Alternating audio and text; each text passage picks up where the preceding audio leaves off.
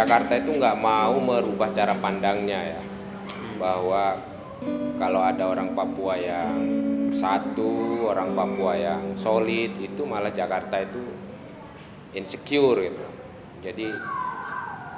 Jadi dia melihat itu satu masalah sendiri kalau ada masyarakat yang Papua yang punya satu usaha bersama-sama mewujudkan aspirasi politik mereka. Nah itu sebenarnya ini satu masalah tata cara dia menangani terus-menerus soal Papua ini. Oke, DPR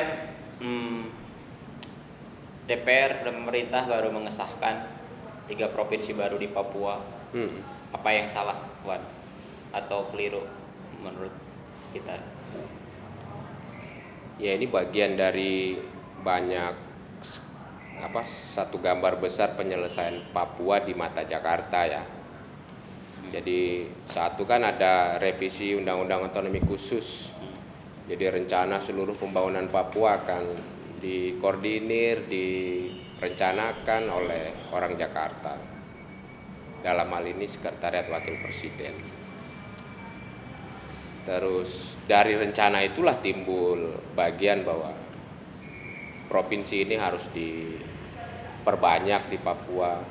Tapi ada satu motivasi politiknya begini menurutku ya. Kalau orang Papua yang bersatu dan solid itu masalah bagi Jakarta. Jadi dia harus Justru jadi masalah. Justru jadi masalah, bukan bahwa itu adalah sumber daya sosial yang besar untuk kemajuan Papua. Jadi kalau ada aspirasi mereka satu suara, solid gitu, dia harus makin banyak dipercapai dalam bidang-bidang administrasi.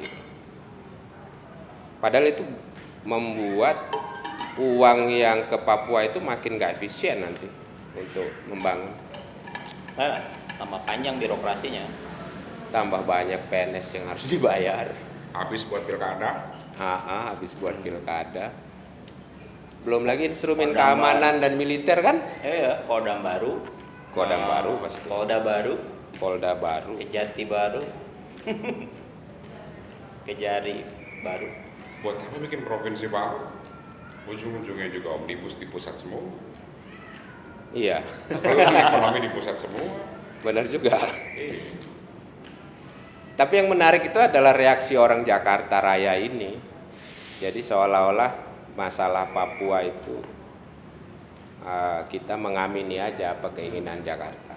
Nggak ada ruang bagi orang-orang yang punya minat terhadap Papua atau simpati terhadap Papua yang berbeda dengan pandangan resmi negara gitu atau resmi pemerintah saat ini, yang didengar oleh DPR misalnya, yang diajak bicara.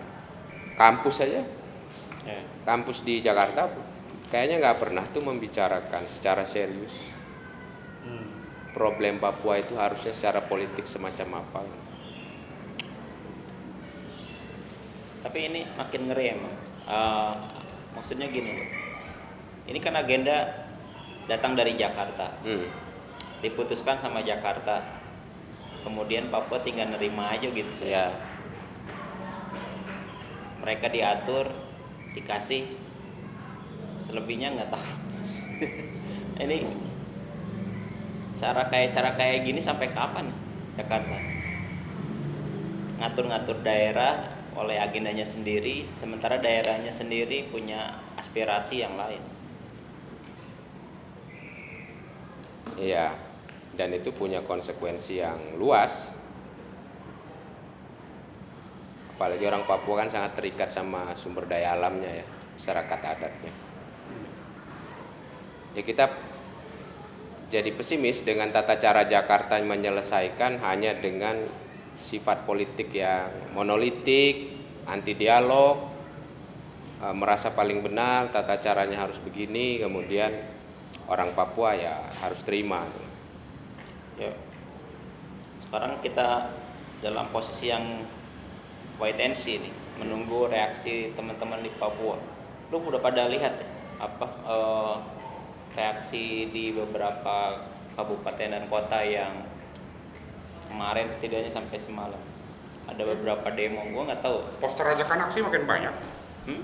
Poster di ajakan aksi di media sosial makin banyak. Nggak, ini orang udah yang gue lihat di Timika kan, untung aja nggak rusuh tuh. Ribuan orang turun ke jalan Ya. minta Timika jadi ibu kota, tapi kemudian diputuskannya di Nabire oleh pusat.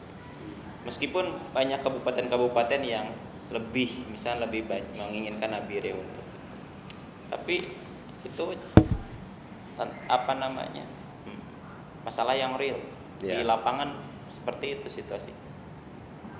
Kita belum melihat situasi yang terburuk ke depan. Ya kalau soal DOB sih,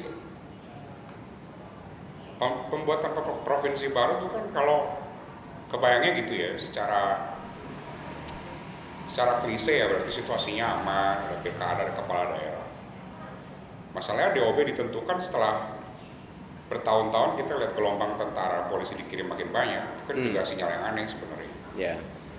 Apa Dan tentaranya kemudian- tentara tempur. Nah, apa iya kemudian terus pembuatan provinsi masih di tengah-tengah pengiriman pasukan gitu, itu dilakukan dalam situasi yang betul-betul katakanlah kalau memang pemerintah berdalihnya untuk memperluas Ya. apa namanya distribusi kekayaan lebih merata, apapun dari pemerintah pusat itu sebenarnya ya balik lagi ke kebijakan sebelum-sebelumnya. Kalau masih kirim pasukan terus ada pemilu itu buat apa gitu. Iya. Aneh gitu. Jadi bisa ditarik ke belakang dari kemarin-kemarinnya kayak gimana ya gitu. Ya tadi bener kata Iwan, cara Jakarta mana Papua, ya itu kirim pasukan, pecah belah aja kita bikin provinsi baru ya kan gitu. Ya. Nggak dapat di logika sih sebenarnya. Bener kalau perlu dibahas di dalam dunia akademik itu menarik gitu. Ya kalau kita lihat ada seharusnya kan, misalnya kalau dia lepas dari undang-undang otonomi khusus yang baru ini mendapat reaksi keras, harusnya kan dia fokus misalnya Ya. Perpres tentang Badan Percepatan Pembangunan Papua itu melibatkan banyak kalangan, membicarakannya apa itu yang disebut percepatan, bagaimana rakyat berpartisipasi, rakyat Papuanya Ya. diundang, kemudian dalam struktur badan percepatan itu komposisinya orang Papua semacam apa, bagaimana menyiapkan budgetnya dan rencana. Ini kan perpresnya aja belum kelar ya, nggak tiba-tiba masuk ke Hasil audit BPK bilang buruknya penyerapan anggaran karena kualitas birokrasi. Terus dia mau bikin birokrasi baru 3 provinsi lagi. ya Apa ukuran logisnya gitu? Mau bikin provinsi baru tuh aneh. ya jadi tidak ada satu parameter yang dibuat Ya. untuk Papua ya, Iya. untuk membuat provinsi baru gitu. Ya. Yang tidak ada persiapannya, Ya. tidak ada dialog dengan masyarakat, dan ya secara formilnya ya bukan substansinya kita juga pertanyakan kan akhirnya. Ya. MRP ditinggal. Ya. Ya, dalam diskusi. Ya, kita ngobrolin masalah Papua, nggak ada orang Papua di sini. Iya. Ya, orang Jakarta yang lain lah mikirnya paling ya gitu. Iya, ini kayak orang Jakarta di sini yang seharusnya juga didengar untuk ngomongin ya Papua ada perspektif lain loh gitu, dari orang di sini. Apalagi orang Papua di sana kan ya. Ya sedih. Tragis, menyedihkan, kayak lu misalkan diri lu, kemudian gua ngatur lu seenaknya, dan lu hanya tinggal ikut apa yang gua suka, gua suruh, gua arahin. Tapi lu kan human, manusia. Iya. Gitu. Nah, sama dalam lingkup yang lagi gede, Papua juga sepertinya kayak lu. Iya. Nah, model kebijakan kayak gini kan mau dari aspek pembentukan perundang-undangan, pembuatan kebijakan ataupun yang lain kayak gitu gak bisa diterima sebagai sebuah hal yang normal, yang wajar. Benar-benar sebuah pemaksaan secara politik kayak gitu. Iya. Nah, ya kita harus ngelihat memang kemudian nanti impactnya ke depan, reaksi dari warga Papua terkait dengan hal ini. dulu ketika Papua dipecah dua juga jadi Papua Barat dan Papua gitu, Papua dan Papua Barat kan juga ada beberapa riak-riaknya. Nah tapi sepertinya ini akan memperkuat grievance atau motivasi yang dalam mengenai keinginan untuk melepaskan diri, menentukan nasib sendiri, itu semakin kuat kayaknya. Padahal tadi obatnya katanya dengan dibuat provinsi baru menurut Jakarta. Maksudnya nganalisisnya itu aneh loh. Taruhlah ada masalah politik bahwa Papua punya motivasi begitu, tetapi cara menyelesaikannya kayak malah menyiram bensin di api. Persis. Saya kira juga motivasi dari Papua udah melewatin misalnya kayak yang sifatnya kekuasaan ataupun uang kayak gitu, tapi lebih kepada autonomi sepenuhnya, pengelolaan kayak gitu yang setara dan adil kayak gitu, yang itu hilang selama ini atau nggak ada kayak gitu. Jadi kalau sekarang dibagi 5 provinsi, ada 5 gubernur di sana, kuehnya jadi 5. Rakyat Papua kayaknya udah nggak butuh kue itu, kayak gitu. Dia nggak butuh kekuasaan itu. Ataupun kalaupun di drop lagi nanti ada uang otsus dibagi-bagi yang kayak gitu, dia sudah nggak ngelihat lagi nominal dari uang-uang itu. Karena pada dasarnya yang diinginkan adalah lebih self-governing, yang lebih equal, yang lebih adil bagi mereka. Buat apa dapat kayak dana bagi hasil besar ataupun kekuasaan, tapi praktek dalam menjalankan kekuasaannya semu. Nah itu yang sebenarnya kayaknya akan terus menjadi duri dalam daging, bahwa agenda Jakarta tidak akan pernah bisa lancar karena itu tidak menjadi milik dari masyarakat, agenda masyarakat Papua. Jadi sangat politik, betul-betul pemaksaan. Ya, problem Jakarta mah IKN, KEK, semua juga tidak ada yang pernah merasa betul-betul sukarela tuh. Ada. Ya, kalau saya khawatirnya itu soal bagaimana generasi mendatang itu dan generasi saat ini ya, menerima sebuah problem politik Papua itu jauh lebih ruwet akibat warisan kesalahan-kesalahan politik hari ini. Persis. Dan itu kan mempersulit ya upaya-upaya yang bermartabat untuk menyelesaikan. Kalau upaya nggak bermartabat nggak usah belajar kan. Nggak usah belajar itu. Nggak usah belajar, kerja. Iya. Jadi susah.